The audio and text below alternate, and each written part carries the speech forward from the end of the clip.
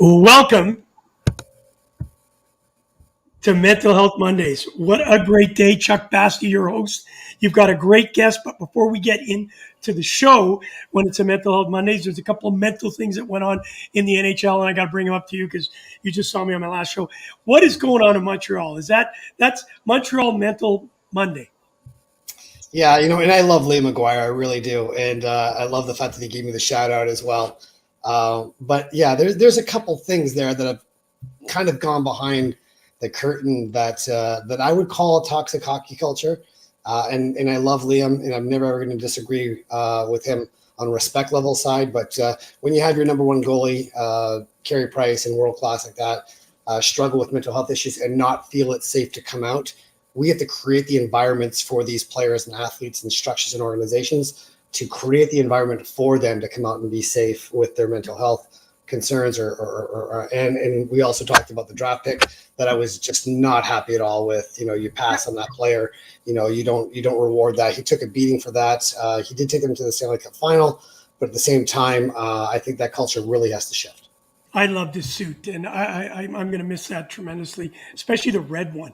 He just looks great. Bergevin in red just looks great. But I'll accept that I listened to Liam McGuire. Obviously, I was interviewing him. The only thing that I'm going to agree to him is I don't think it's a Montreal toxic culture. I think the whole NHL has issues. Yep. You got to deal with it. And I think the mental health illness is rampant in all aspects of life. We just feel somehow us athletes are immune to it. And Chuck, you know that better than anybody. We aren't. So I hope the NHL wakes up and really takes this serious. Stop paying it lip service. And finally, I got to ask you this question because I've been asking everybody. First, I thought Paul Maurice was going to be fired after that 7-1 shellacking in Minnesota. They go up against the Flames, who realistically had no reason to beat and played very well, even after hottest team in the league. Yeah. Even when they got scored 26 seconds into it and they ended up winning it, that saved him his job. Still, the next day I thought, man, Paul Maurice is going to get fired. There's no way that he's going to keep his job. Bergevin gets fired. Yeah. So my question to you now, with all this firing going on, how long does Travis Green have in the Vancouver Canucks being there? I'm surprised he got this long so far. I mean, that's been him and Benning as well. It's really. And by the way, you botched his name again. You called him Trevor Green, and Liam McGuire, God bless him, corrected you on that too, which is just the goosh being the goosh, right? But hang on, you're absolutely right. But Jordan said, if you listen to the whole interview, Jordan came up. I love him dearly, my producer. He says, and Daryl Sittler has done an amazing job, and I didn't correct him because his dad was on. I didn't want to embarrass him. Daryl, but it wouldn't be the Goosh Live if it wasn't for you, messing up somebody's name, though, right? That's why everybody's watching it. That's why we're hosting Mental Health Mondays, and you're on, and you're the host, because I can't say this beautiful lady that you're going to have on next, Jillian Wisborg. And hopefully I got that right as well, because she's Danish descent. I would go with Viborg, because that's more, Scandinavian. But I mean, just a dynamic individual. She's a fantastic woman. I met Julian about 4 years ago, and have always been a big fan of her work. I think you're going to find what a wonderful old soul this woman is, and she's a serial entrepreneur. And I'll say she's single-handedly fascinated with helping people achieve bliss and flow states in their life through optimizing nutrition and lifestyle, and she's single-handedly going to blow your mind today.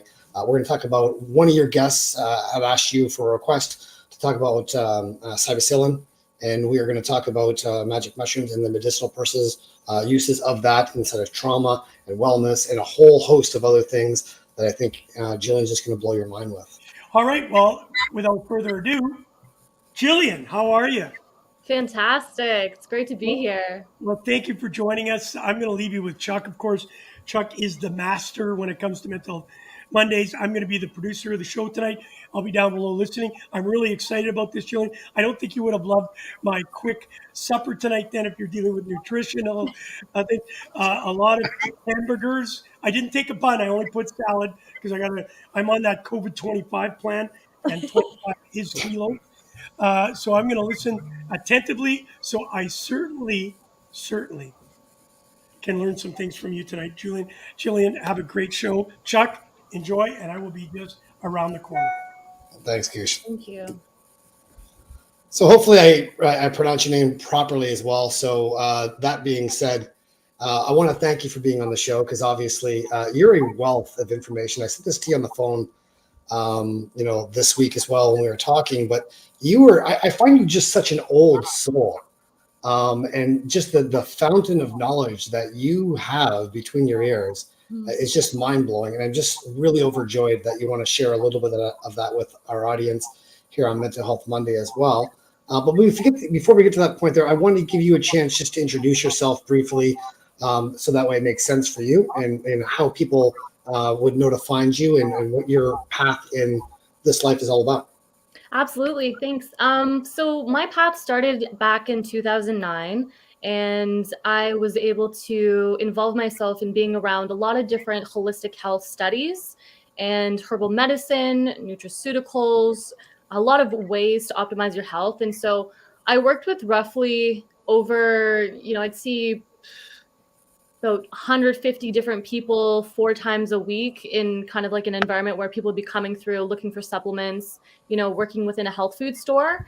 And then I quickly studied nutrition back in 2011, studied herbal medicine in California, and then iridology analysis, which is basically being able to see what the eyes have to say about the rest of the body and what's going on.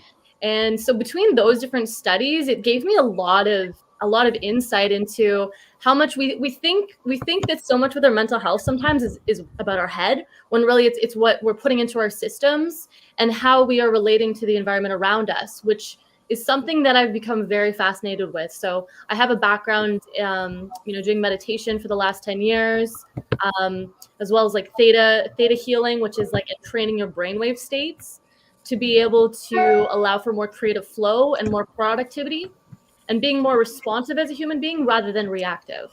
And I love that too, because like being proactive inside of our wellness, exactly what you said, what you put into your body, whether that be food, whether that be information, whether that just be toxic environment around you, mentally or physically. So can you give us an example of some things that we overlook in our environment that some people might not see as toxic, that whatever goes into our body, both emotionally and physically, can have an adverse effect on our bodies? Incredible. There's so many different ways to look at that question, but I think one of the biggest things is we are almost dealing with a culture that is still very fat phobic. We're scared to eat healthy fats. We don't know what a healthy fat looks like. There's a lot of miscommunication around what that means. And so I know just from having watched my grandmother go through her own mental health issues and developing dementia and Alzheimer's, when I look back at her diet, I say, wow, well, no wonder. About the same time where she started dieting was the same time where she started to really not be fully present and started to deal with kind of depressive tendencies. So I would say just the misconception around what is a beneficial fat, what is a beneficial fat, but in certain quantities, and then being able to tell which fats are just not healthy whatsoever for us. So that's a really big distinction. Yeah, and I gotta throw on that one. My ex-wife is from Fresno, the Central Valley in California, and they grow a lot of avocados there. And I was having a conversation with an avocado, and I once said that, you're the good kind of fat, and they just thought I said you look fat in those pants. So like there is no such thing as an avocado, which is the good kind of fat. But no, obviously I'm throwing shade to that as well. But yes, the good fats. Okay, so you're talking about more the trans fats, obviously, in the fats that most people look at as far as deep fried foods. Those are the fats. Obviously, they're the bad ones. Give us an idea of the good fats. Okay, great. And yes, I was nodding and then I was shaking my head at the same time, because here's the problem with just isolating the idea of a trans fat is that trans fats are naturally occurring in meats and butter, right? Mm-hmm. The trans fat that comes from vegetable-based oils, that's really problematic. The other types of trans fat works differently in our bodies. So This is where the confusion kind of comes in, right? But some of the good fats that we can take into our system, it's like, any of the monounsaturated. So it's a type of omega-6. It would be your seeds. It would be your hemp seeds. Mm-hmm. It would be your avocados, walnuts, flax seeds, So even with a lot of my clients and myself, huge benefits to just how much, you can take on mentally. You ever think you come to a certain plateau in how much information you can kind of handle taking in a day, and that contributes to your overall state of mental well-being.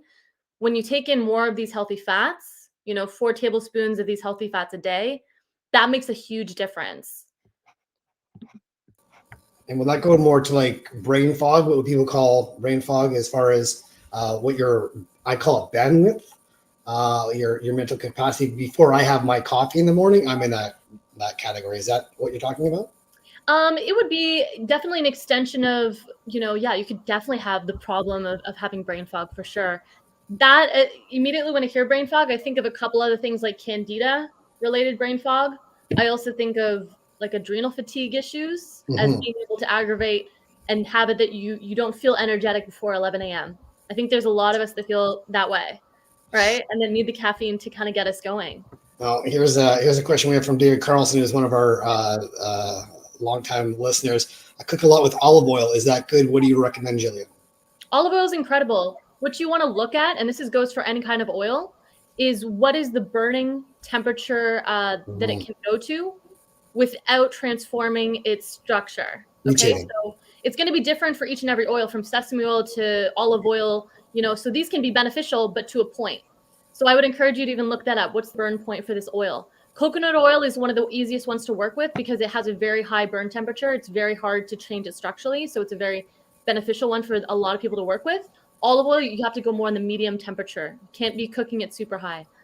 And what happens when it mutates as well? What's the adverse effect in our bodies with the adverse effect of overcooking olive oil or coconut oil? There's a chain of reactions. One of my favorite books that I ever came across surrounding just fats is Dr. Udo Erasmus, who wrote the book Fats That Heal, Fats That Kill. And he talks about every time you have a trans fat or an oil that's been cooked too high, what happens is you actually deplete oxygen, magnesium, all the B vitamins, most of your minerals from your system. So your body needs to use whatever nutrients you have in your system to be able to metabolize and balance out the impact of those non-beneficial fats. So that would translate to, you can't think as clearly, right? Your skin's a little bit more dry. Your mood's a little bit more destabilized. Okay. So one of the things I wanted to ask you is, obviously during your journey, you've actually experimented as well as being a guinea pig, on how this has worked with you personally. What are some of the benefits that you found working with health and wellness in the health and wellness industry that you've been able to implement in your life that's made a huge difference for you? Chuck, there are so many different aspects, and I do love the question, but it's really been the most important thing is that we take one thing at a time. We don't need to do all the things all at once. Even in my own health, I've loved the experience of kind of padding and step by step adding other layers, because I can truly say I feel like the health and wellness industry has given me everything as far as like my well-being goes, because of just struggling with a lot of health related issues from a very young age. So it's given me focus. It's giving me like my hair can be bleached to the nth degree. It doesn't break basically. Great skin. I can work longer. I feel like I'm also more empathetic, and I feel I have more of a sense of connection to other people, and I'm less irritable, right? I don't get frustrated as easily as I notice a lot of other people do, whereas that wasn't the case once upon a time. So these are just some of the benefits and what it took to get here, from where I was and where I take a lot of my clients to where they are now. It's often like a series of steps. So there's usually no less than 6 lifestyle changes that would be made to really have their life like truly feeling transformed. But even a good 2 choices is enough to feel, wow, I'm really liking this. I'm feeling a difference. I'm seeing a difference. And I like to see a change within usually a week. Wow. That's my rule of thumb. That's my rule of thumb with any changes that I need for my clients to feel it within a week. Okay, so let's walk through this and see visually what this looks like as well. You said 6 steps. So let's just do 2. So what are the first 2 steps that people can start doing, which gives them low-hanging fruit or gives them small wins? So that way they start to feel better, like you said, in a week, which is fantastically quick. But then because I know, like, if I'm feeling well, then I make better choices. Then I sleep better. Then, like you said, I'm an empathetic person. I'm not that guy at 5 o'clock, white knuckling on the highway, just screaming at everyone who's going too slow for me. Opens up worlds of difference in my patience as well. And when those things aren't in place, i.e. during COVID, where everyone's a little bit more on edge, having a little bit more anxiety and some issues, whether it be financial or family or whatever the host you want to pick from, that plays into their mental health and their wellness, which obviously is connected. So what are a couple steps that you take your clients through that give them those small wins? Okay, so I want to think about ones that are very accessible, Mm-hmm. and still realistic. So I would say the first one is half your refined sugar intake, or switch any refined sugar intakes to purely fruit sources or natural occurring berry or fruit sources. A lot of people, once they get above 30 grams of refined sugar in a sitting, they're on a roller coaster. Their mood is going to be high and low. They're going to feel victim to a lot more cravings. They're going to have a more difficult time feeling present because sugar so strongly feeds Candida albicans, which is a fungus that lives opportunistically in just about everybody. So just by being mindful of how much sugar, that really helps. And the one thing I was going to actually say there, because like Goosh is basically the one guy who actually has 6 or 7 doubles a day. And so he's way over his sugar intake. I will say that this time last year, I literally cut all my sugars out. And within the first week, brain fog gone. Walking downstairs, I didn't feel like I was 95 years old. And I've been athletic my entire life. I was in really great shape then, but my inflammation in my joints felt like I was 95. And I couldn't do things like I wanted to do in my 20s or my 30s, for example. The second week, all my joints felt fantastic. Like sugar to me was just absolute poison. By the third week, I lost every single craving of anything that I'd ever had. Now, to begin with, that took me some time. And I'm not really a big sugar guy. I'm more of a salt guy. But the sugar at the end of a month, I was just like, I can never go back to sugar ever again, because like just what my body showed me, and then my joint pains, my inflammation in my forearms, like in my weightlifting, I was actually stronger with more weight, less reps, everything. My patience level, my irritability. I mean, sugar to me is really just an evil that I found that just doesn't work with me. So even getting rid of half of your sugar intake is going to help people as well. What can they replace the sugar with for the people like Goosh who need to have their 8 doubles a day?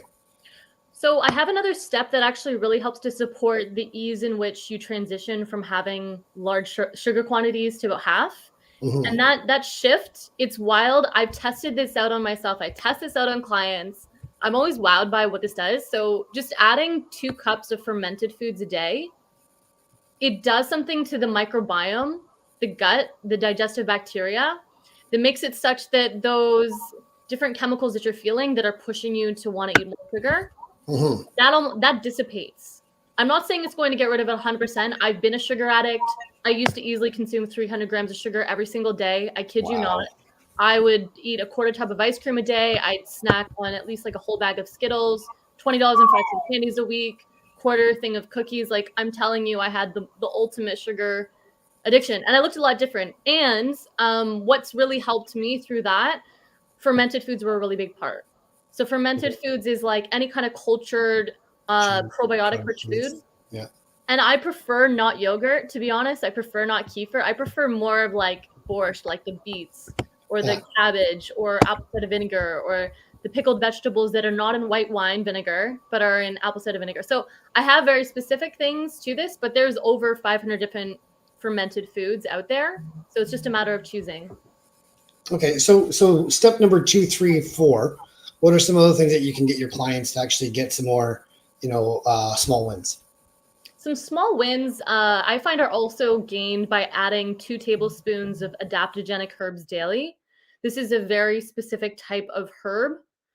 There were scientists that studied the impact of adaptogenic herbs as having the ability to enhance lifespan by about 10%, as well as decreasing cortisol levels, so our stress hormones, and having an overall like general vitality enhancement experience, meaning like our quality of life just enhances. Our stress levels feel a lot less. We feel like we're enjoying life more. So there's actually only right now, there's about 98 adaptogenic herbs that have been named globally. So some of them you may be more familiar with, some of them less. So I choose based off of what the client's dealing with, which ones they would be using.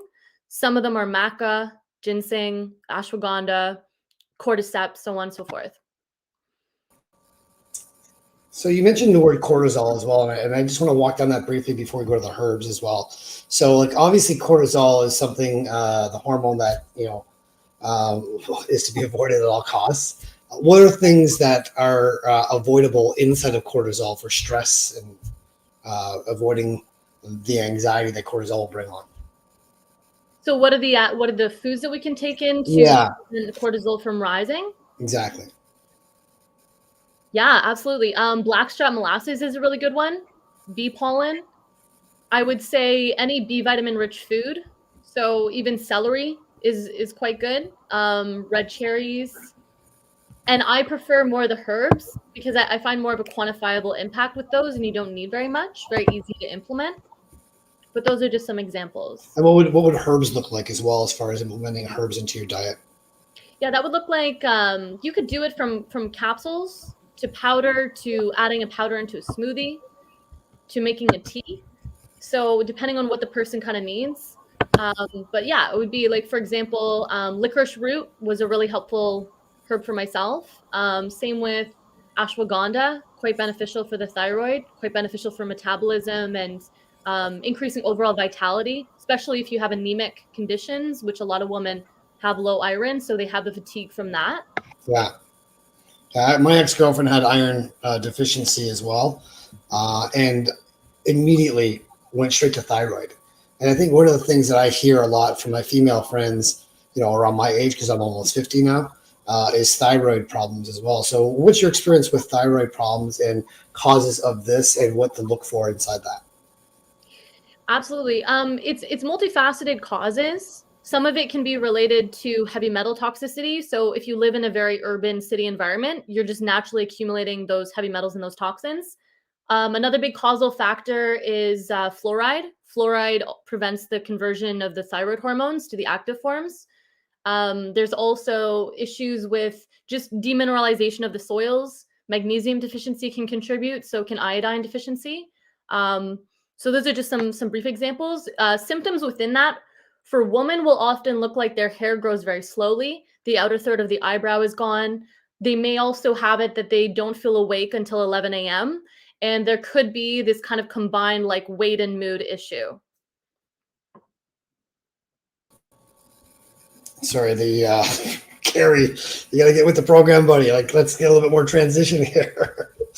The thyroid that you're talking about right now, obviously, is a big issue as far as metabolizing as well.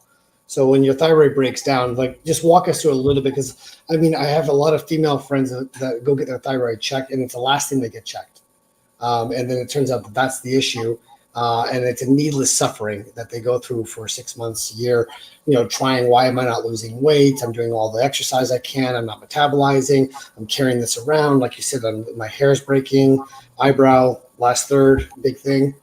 These are all things that I've heard 1,000 times. But what are the things, like, walking into that, what a woman can do to help their thyroid, even preventative? So I would say be proactive. In the States and in Germany, they're way more progressive when it comes to medicine. They've implemented things a lot faster. So there's things there's a term called functional medicine, right? Functional medicine looks at different laboratory results that are a lot more effective for catching these issues sooner. With the Western medicine system, in Canada in particular, most of the time they just check TSH levels for thyroid stimulating hormone. That's not always the only method to test thyroid health. So unless a woman's at the chronic stage, it's not going to show up. They need to get tested free T3 and free T4 tests. So they need to specifically ask for that from their doctor. And there's a lot of symptoms in between that, right? The chronic phase. So what women need to do is just be mindful and take an assessment. You can do quizzes online or speak to a nutritionist or a naturopath about these kinds of things. Because a lot of the times it's like the symptoms just gradually creep up, and a lot of times it's like you won't even know it's a thyroid issue until it's so chronic. You don't want it to get there. You want to be mindful and say, well, am I depleted in minerals? Am I stressed out? way too much? Do I need to be able to re-navigate the way that I situate my lifestyle, because I think there's a lot that goes into just the way that we live our lives, that there's this pressure and crunch, and the body can do that for a time, but if we do that to excess constantly without any sort of rehabilitation or recovery tools, that's where we run into trouble.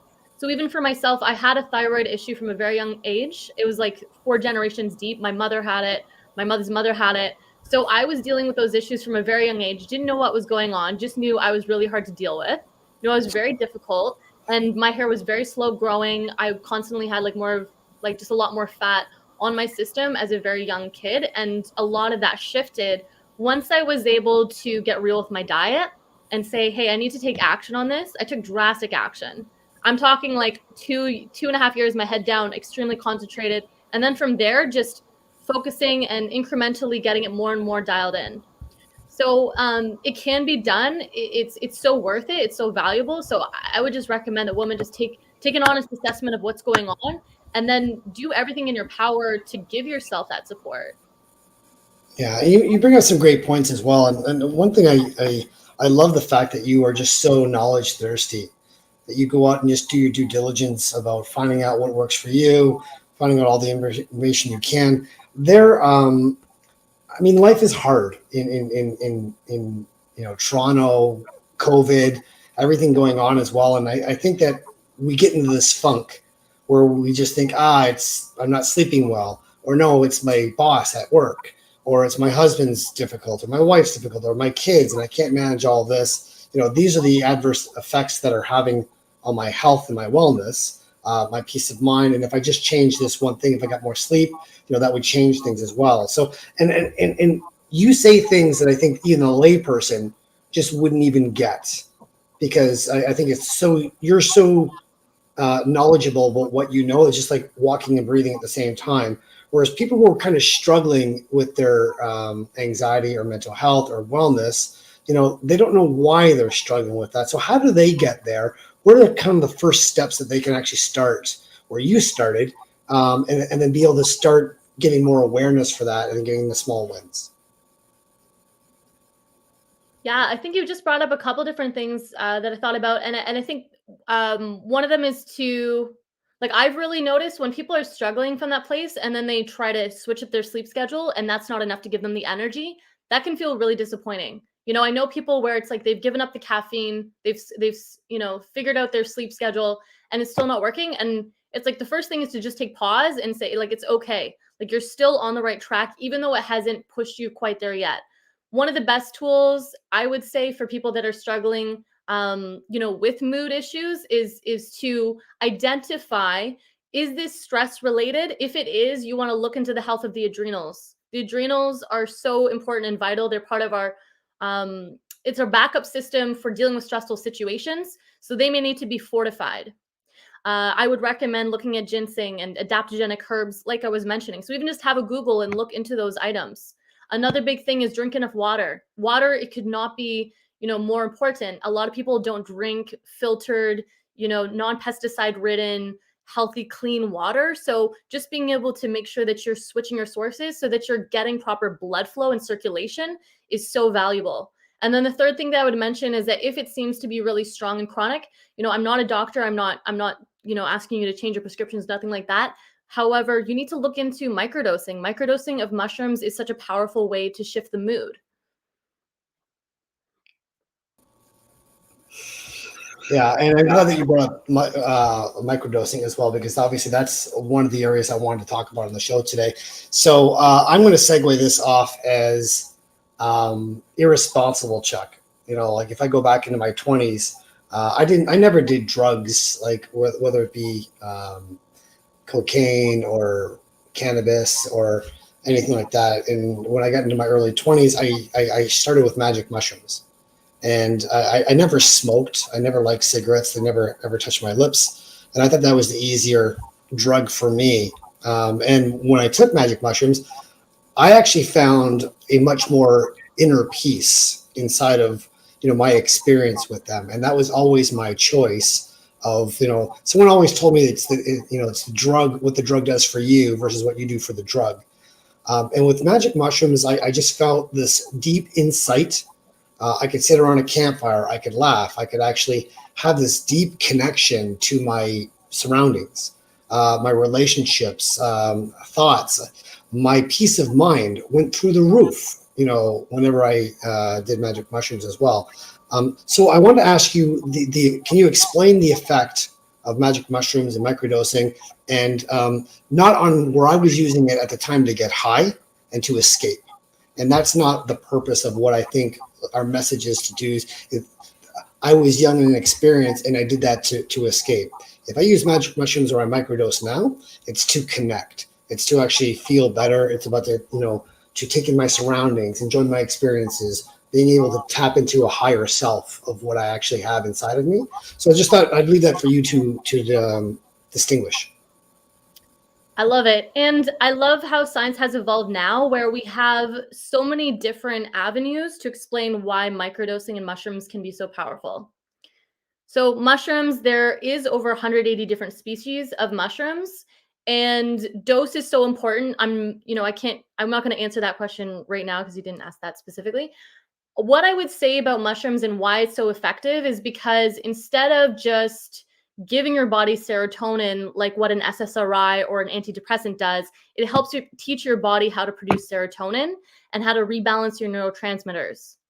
Serotonin's the neurotransmitter of motivation. When you like to get up and go, and when you're doing a lot of things, your serotonin is balanced, right? And you're feeling good. Mushrooms also help with insight into self, and they help to interrupt the patterns of how we're being. And then the third factor, just to briefly touch on, is that psilocybin, which is the main component of mushrooms that has all these benefits to helping increase serotonin and balancing neurotransmitters. Psilocybin is like one molecule away from DMT. DMT is known as the spirit molecule. And DMT is something that at the end of our lives is produced in high amounts in our brain.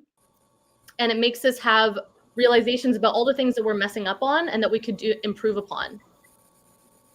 Okay, so you mentioned serotonin levels as well.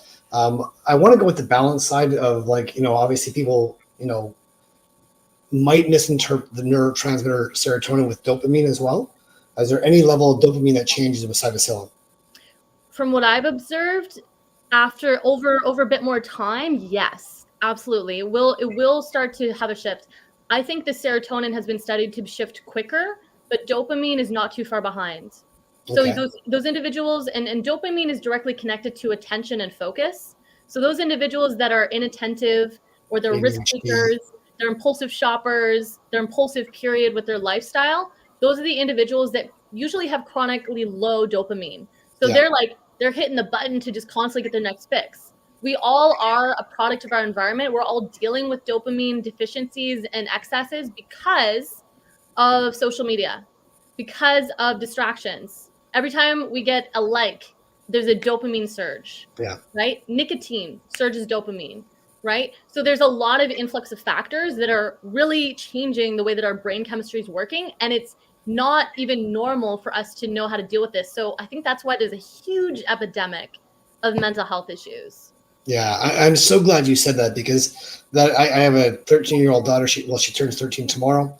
And the iPhone, and then we watched the movie The Social Network, and that just blew my mind and I bought my daughter this iPhone and didn't realize I was putting poison in her hand. And don't get me wrong, it's not the tool that's wrong, it's how we use the tool, but if you're a hammer, everything looks like a nail, right? And I think these young kids, they get this dopamine rush that just completely alters their brain when they get a smartphone and they started getting on TikTok and then starting getting that acknowledgement, oh, I'm worthy. And then they get this fake front end loaded dopamine spike, from TikTok or Instagram or all this. And like you said, the mental health side of that has just been adverse. What's your experience with that? What's my experience with mushrooms and myself in relation to my dopamine, or what's my experience with dopamine in relation to the world? Sorry, let me go back. So what's your experience, or what's your insight into the dopamine spikes, social media, a correlation between how they actually interact with each other and how that alters the neurotransmitters? I love this conversation because everybody's dealing with it at this point. So the relationship is you want to mind how many factors in your life do you have right now that are spiking your dopamine drastically, and you actually want to put a degree of limitation on those. And if you start to implement things like microdosing, what happens is you often get insights of lifestyle changes that are supportive to naturally balancing out your dopamine. That's what I've personally found, because I am a textbook ADHD individual. I have like 16 of the 18 symptoms. I would start a million things, can't finish them. My dad's the same. And so I've always had a harder time. Like I would have teachers, Jill, pay attention. Yeah. I'm actually amazing at paying attention. I'm very present. I'm very focused. That's come from meditation. I have a lot to credit to that.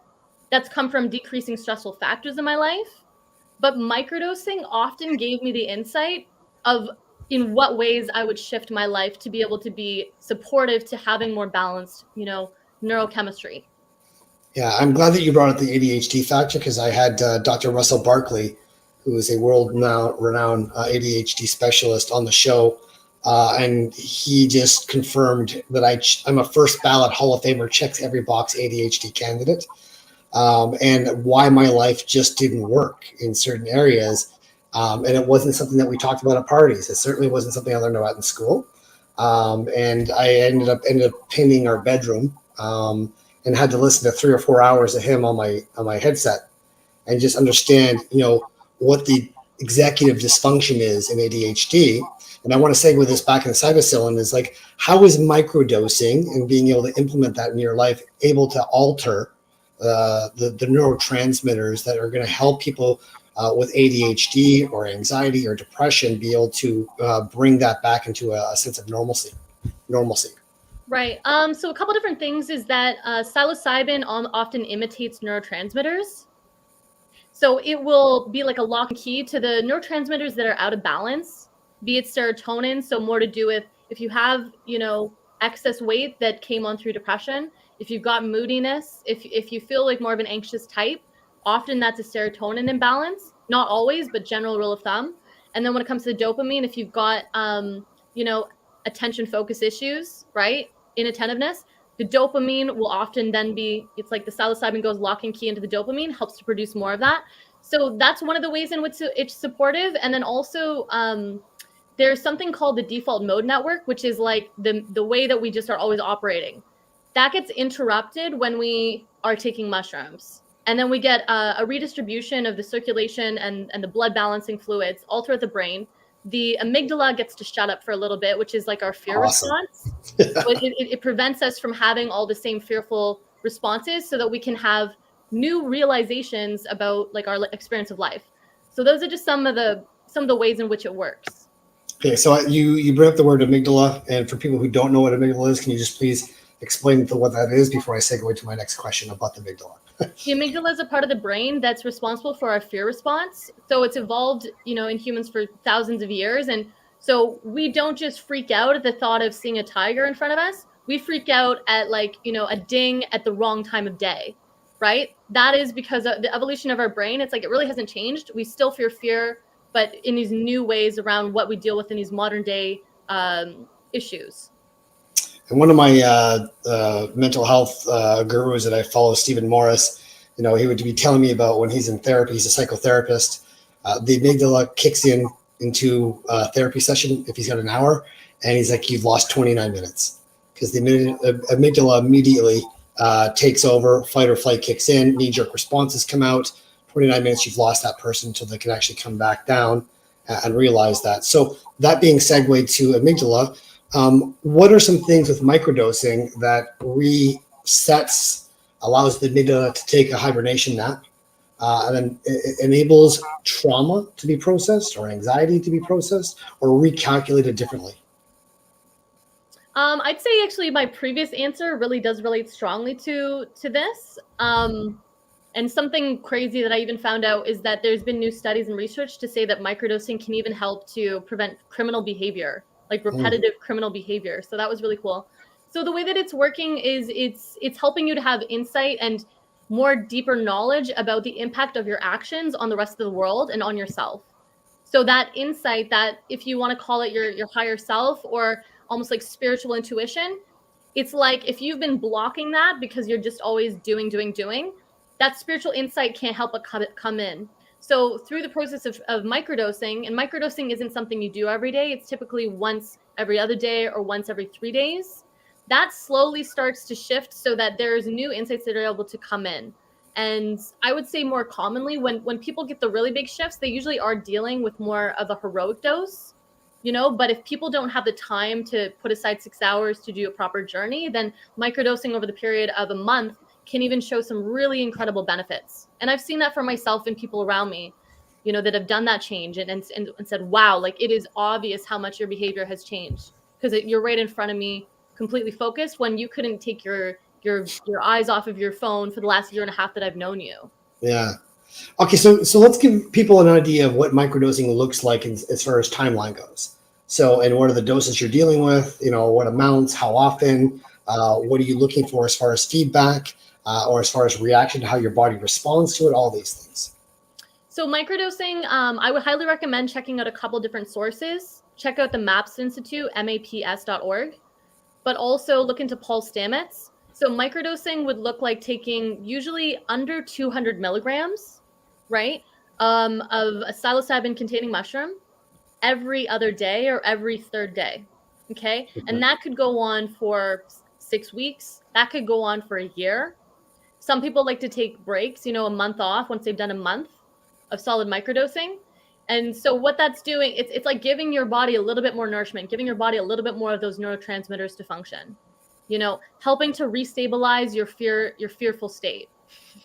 Okay. Yeah, go ahead. And moving into that. So if I say, hey, listen, I want to try this. Do I need doctor consultation? Am I going to a specialist like yourself? Like, how can they get some information? What would you suggest? How they contact you to be able to have them say, hey, listen, I want to start, with a small and check out what what do I expect? What's my journey going to be like? What am I going to be noticing? What are the benefits that I should be getting in the first week? And then take it from there. Yeah, so usually like within the first week, you'll start to notice just increased productivity, a sense of connectedness to the people around you, more empathy, I'd say productivity, focus, creativity are some of the top benefits that are noticed almost right away. So even the way that I felt microdosing is as like a slight coffee buzz, but instead of having that dip, I don't feel that. So I would recommend you could talk to a doctor. I don't find every doctor is specialized enough in this knowledge. I also really like the book. There's one called Third Wave, and it goes through a bunch of different medications that have been shown to be fine with microdosing, but there is quite a few still that you can't take. So I believe some of them, there's some high blood pressure medications that you wouldn't want to combine with. There's some antidepressants that you would want to be mindful of the timing of things or not be able to take them at all. So there's quite a bit of information that way. I do have a handful of that information. I don't have the liability to be able to sign off that for a person. So you still have to get approval, but I have a lot of that knowledge. So I wanted to ask you, when you're talking about ADHD, people who've been diagnosed, who maybe might be on ADHD medication, whatever that might be, is there any adverse reaction or anything that goes along with what they're already being medicated with, whether they're taking their meds regularly, or how microdosing might affect that? Yeah, typically a lot like Ritalin, Adderall, Vyvanse, a lot of these different medications, they can be taken interspersed with microdosing. So I know people that have just chosen to take it upon themselves to every other day or every third day do a microdose, and then the days in between they may take their Vyvanse or their Adderall or what have you. I have just as many people that I know who have been on those different medications that have weaned themselves off through microdosing. It's not everybody, but there's a handful of them that have definitely been able to make that kind of transition. And what do you think that in your story, what's your win? When you started microdosing to where you are right now, what have you noticed in, how you've been reactive to, as opposed to, like you said, more empathetic, how much patience you have, wellness, how your brain can reset, taking the neurotransmitters and resetting them as well, making them bridges as opposed to disconnects? I would say one of the most obvious things that I've noticed is once upon a time, I was very defensive. So I wasn't teachable. You could bring something to me, say, no, I don't really like this. And I'd be like, like I'd have an excuse, I'd have something to say that would be like pushing back on a person's opinion. Microdosing really helped for me to just open and be a space to hear a lot of different things, a lot of different feedback. So I've personally been able to really grow my own, I'd say, sensibilities and openness to other people's direction and insight, so that I'm able to take it upon myself to choose to take those changes. Whereas before, everything was almost felt as like a diss or putting me down. And so my attitude was quite a bit different. So microdosing has really helped, I'd say, for me to be a lot more open, empathetic, a way better listener to other people. And that's translated to better quality of life, improvements in business. You know, my business is thriving. I've been full-time in it for quite some time. So it's like those big lifestyle changes have happened as a result of my character has shifted. You bring up a good spot about, whether you're in the amygdala hijack business, where you're just incredibly defensive and reactive, to now you're actually educating people on your way of being and helping them get to their goals and where they want to go as well.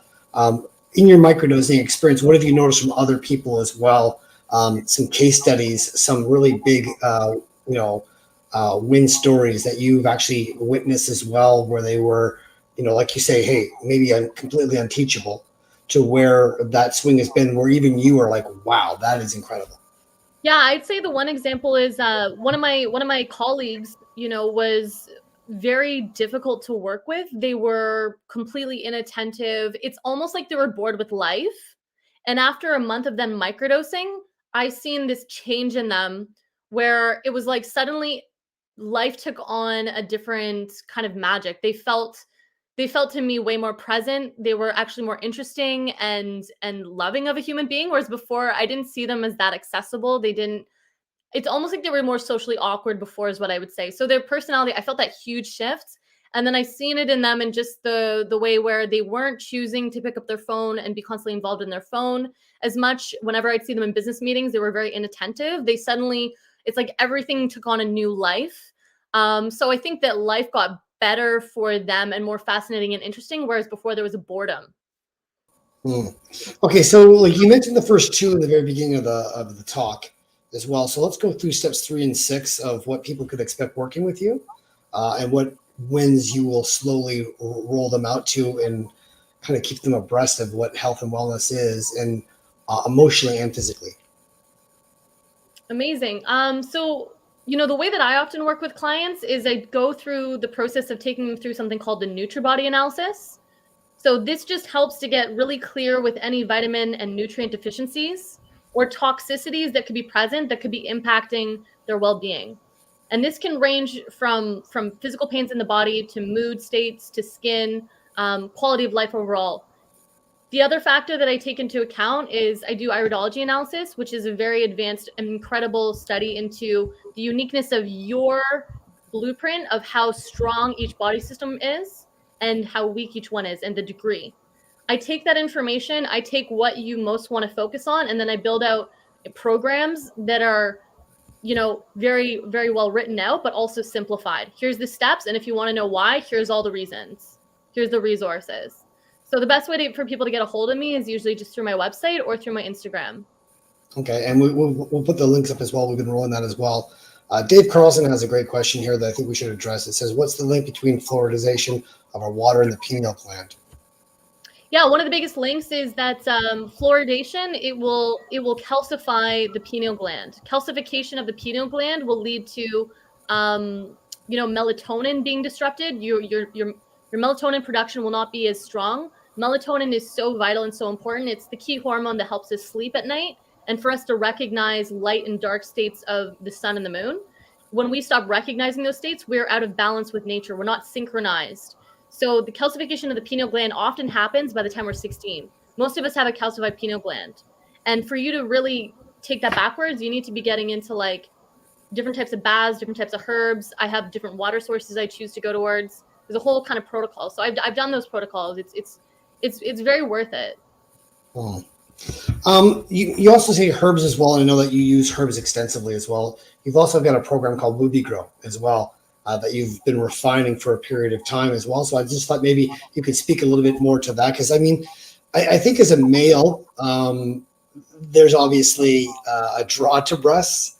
But obviously, there's obviously a confidence issue with women and how they feel inside their body. Obviously, it's the vehicle that they use going through life. So, what have you found in your program as well that's given women confidence? I've seen all the remarks and all the comments and all the acknowledgement you've been getting online for how these women are feeling based on what your herbs are doing for them as well and how it's making them feel. So, I thought I'd give you an opportunity just to talk about that.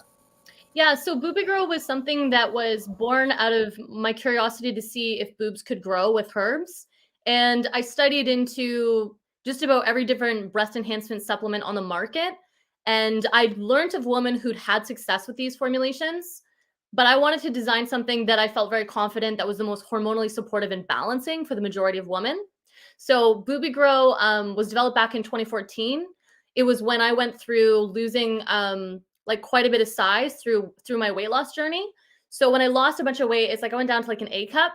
And then when I started to take my own formulation, I got 2 cup sizes bigger and now all the way up to a D. So it's been really cool to see the transition. The program itself is essentially herbs, but I also have an ebook that's very easy to read, 28 pages that goes through the nutrition, massage, and breathing techniques to be able to help with chest expansion.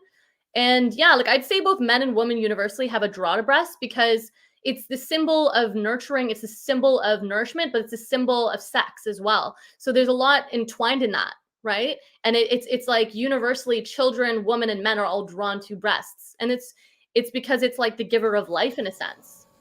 Yeah, absolutely. I mean, I'm just blown away by the comments of women like sending you the before and after pictures, and the absolute search. As a man, obviously, I'll never know the difference between like what I hate myself in the mirror is what my daughter is about to go through. She's now 13 tomorrow. She's just developing breasts as well right now. She's already self-conscious about her body right now, and it's not something that a father, I think, can be able to instill in her. We're still kind of at that spot right now where I see your clients coming back with rave reviews about the difference it's made for their confidence as well. So I just wanted to have you speak to the results and the confidence that they've experienced with your program. Absolutely. So, I mean, one thing that I stand behind is it's not that bigger is better. It's that if you have an option to not go under the knife and you want to feel a difference in your breast size, this is a healthy option that it's benefiting you. So I personally, like, I've met so many women where I've been stunned sometimes by the results. My most recent woman, Reva Wild, she's an embodiment facilitating coach and she's an international teacher. She's 2 months in, she got a cup size. I constantly am astonished by my clients, but also with that, she said, I feel so much more feminine. I feel so much more connected to my body.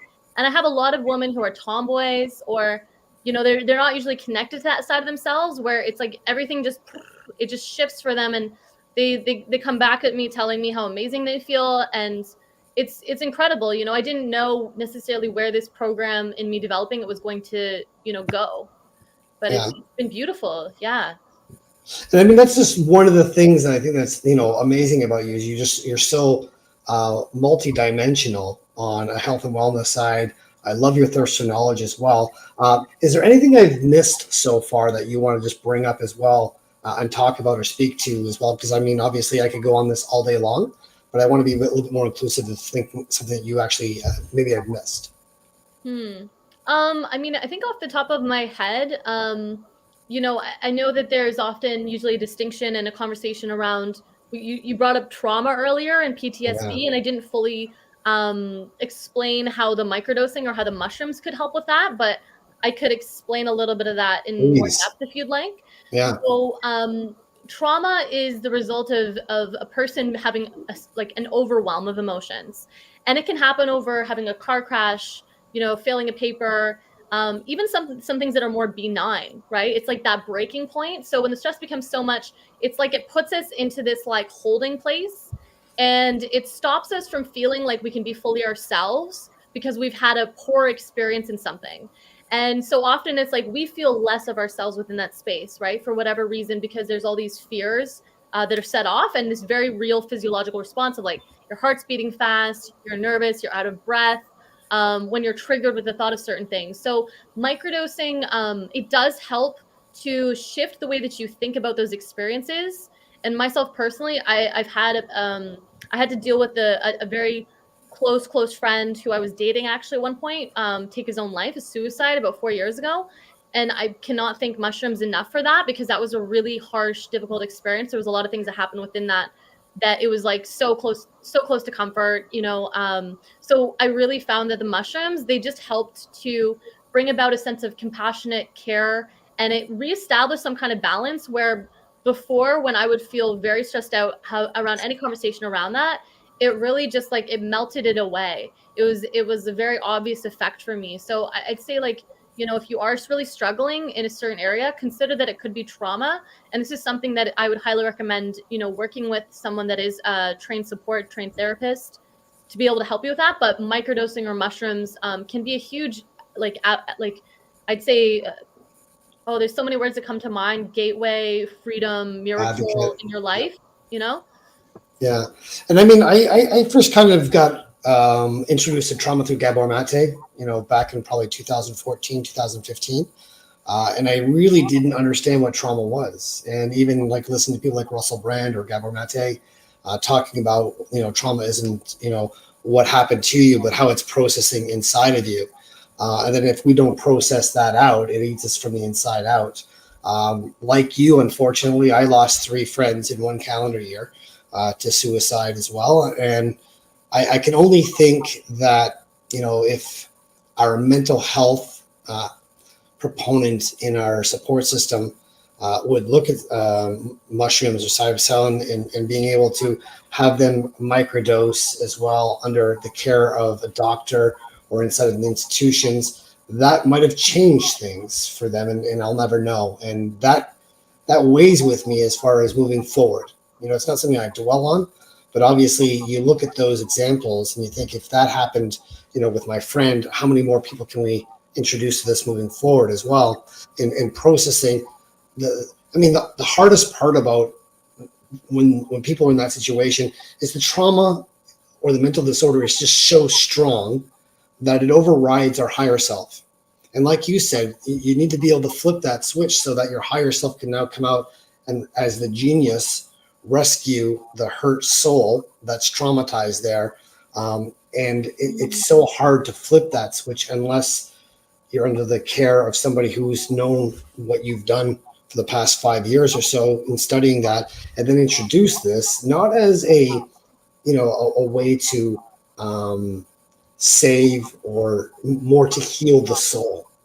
And I think that once our body can reset it, because I think the brain is incredibly resilient, and it just needs a helping hand of being able to take more care of it. And inside of the microdosing as well, if you can start that process, it's all about small wins. It's going to take some time. But in your experience, what do you think would be an appropriate amount of time for a non-traumatized brain, just dealing with some sort of anxiety or depression, on a clinical side? What are you looking at as far as giving people that ability to have some new hope or notice differences?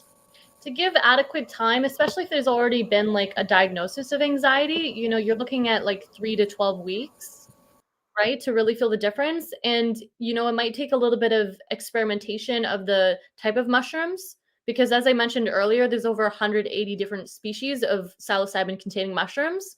Some people, they will do a lot better with certain strains than others. So to take that time, to not just give up based off of one not working or the dose not working, it's really individual. So you have to be able to play with the amounts and consider changing the type of mushrooms that you're taking and the duration and the timing and all these things. Perfect. And people are starting this journey, where can they find you as far as your online platform, what you offer, how you work with clients, basically how you can facilitate their journey inside of health and wellness, and just give us a better idea of where you start? Yeah, I would definitely just have a look at my Instagram. So at Jillian Wisborg is great, or www.jillianwisborg.com. And then for anybody that is interested in more of like my hormonal related programs, there's the @BoobyGrow or the BoobyGrow Shopify account that I also have. And I also can be found a lot of the times doing workshops and events in the Toronto and Hamilton region. So usually through my Instagram is where I'm posting more frequently about those different events. Awesome. Well, Jillian, I really want to thank you for being on the show as well, because like I said from the very start, I've always been a big fan of your work. Just basically watching you evolve, to me, is actually the biggest indication of your strength as a soul, because I can just see how you've learned, and God knows change is hard. And the fact is, if you've been able to overcome the trauma and everything that's been going on in your life, where you've been able to shift that and not only just heal yourself, but then help other people heal. I think it's a remarkable gift. And I mean, we need more people like you out there that are not only able to just do the work themselves, but now that you're healed, you can actually help other people facilitate that gift. And I mean, that's just the gift that keeps on giving. I want to thank you for being on the show. Thank you so much. It's been a pleasure to be here. I really appreciate it. You bet. Yeah. And that's Jillian. Thank you so much for being on the show. Mental Health Monday has been very lucky to have Jillian on the show tonight. You can check her website out as well. That's on the links there. We'll put that in the YouTube channels and the Facebook as well. And this week as well is the final week of November. So I just thought we'd just bring this up. It's my daughter's birthday tomorrow, so I would be remiss if I didn't say the little story. 13 years ago tonight, and I want to try and keep a straight face on this one. I went to a hockey game with a friend of mine. I came back, and my girlfriend at the time was in labor, and it was a snow-filled night, much like today. And we took the 2-hour drive to Coburg, and she took probably 18 more hours before she finally came out. But the greatest gift of my life came, starting tonight, 13 years ago, and Kennedy turns 13 tomorrow. So as a proud father, I wanted to say how privileged I have been to see this little girl change my Grinch heart. And I just wanted to say happy birthday to my daughter, Kennedy. And for the rest of you out there, for the rest of the week, have a great week, and we'll see you next week on Mental Health Monday.